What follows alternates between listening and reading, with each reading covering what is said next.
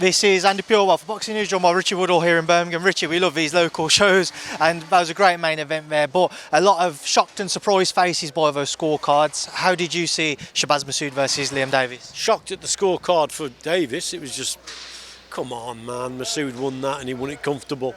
Liam Davis, too overconfident going into the fight, relying on his power, and got it all wrong. You know, it's a bit like he got so frustrated in there trying to land that one big shot that the worse it got for him. And Massoud, I thought, boxed brilliant, to be quite honest. And you know, Liam Davis will learn from it. He's still young enough to come back, but that was a lesson learned. He was too overconfident going into the fight, relying on his power. You know, he wasn't relaxing, trying far too hard, and Massoud boxed his head off. I thought it was really, really good performance from Massoud. Really impressed. There were some great fights on the undercard, Richie. Echo Esserman and Ben Vaughan was a fantastic terror. Unbelievable fight. Could be contender for fight of the year, I would say. Echo Esserman, what a strong kid he is. But his opponent, Ben Vaughan, man, because he'd never been past 6 rounds before, so how he got through to, you know, to the end, still coming forward, take the shots he took, man, what a good fighter he is. But Echo come through. It was a great fight. Chantel Cameron as well, continuing her winning success streak under the Queensberry banner. Yeah, with Chantel, you see, she's probably got her eyes on bigger and better things. You know, obviously the Katie Taylor trilogy fight, that's the one she wants. But obviously now Katie Taylor's going to fight Amanda Serrano, and hopefully she'll get the winner of that. But yeah, a dominant performance. She's won, I think, every round against another former world champion. So yeah, she was impressive again, Chantel.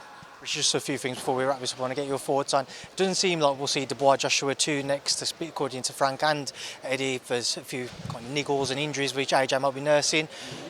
Are you surprised, or do you think it's the right move ultimately that we won't see Dubois-Joshua 2 next? I'd like to see it again, to be quite honest, and I'd like to see it next. I think, obviously, AJ, you know, that's going to be eating away at him. I know he's a warrior inside. And again, he got it wrong on the night. But with his power, he's got the power to just change a contest and turn it on its head. So, yeah, I'm disappointed that it's not happening. Again, I think if he's got a chance of winning against Dubois, it would be in his next fight, to be quite honest. Because at the end of the day, AJ's very, very experienced. There's a lot of miles on the clock. And he doesn't need another 2 warm-up fights, does he, before he gets in there with Daniel Dubois. So it's unfortunate. Yeah, but I would have liked to have seen it straight away. Seen Joseph Parker's name floated now instead. What would you make of a Dubois-Parker fight? Dubois-Parker, it's a tricky fight, that is, for Daniel, because Parker's a good mover and he's very experienced and he's in good form. You know, that's a hard fight for Daniel. But listen, let's take nothing away from Daniel Dubois. Great performance against AJ, and the way he's boxing at the moment, it's probably only the U6 and Furies out there that would beat him, because he's so confident. So all credit to Daniel Dubois. He's going from strength to strength, and a good performance against AJ. And yeah, you'd probably fancy him against Parker, but it would be difficult.